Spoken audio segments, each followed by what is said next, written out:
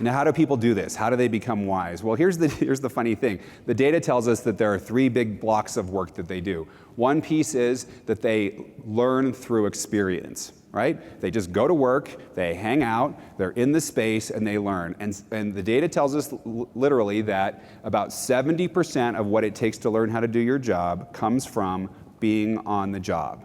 Osmosis, you can call it, or just being out there in the space. 20% of it comes from some sort of structured mentoring or knowledge transfer space. So where there is somebody identified as a teacher, there is somebody identified as a learner, and they're in some kind of a concerted effort. And then about 10% of it comes from actual classroom training. And yet if you look at how you get people up to speed, you rely very heavily on classroom training. For many of you, the response to a problem of needing to grow somebody into a slot is send them to training.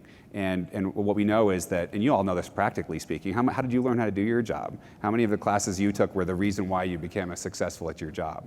So we want to be able to say, what are we doing with that 90% that is all experiential? And very importantly, what are we doing with the 20% where the work is going to become in some kind of a supported way?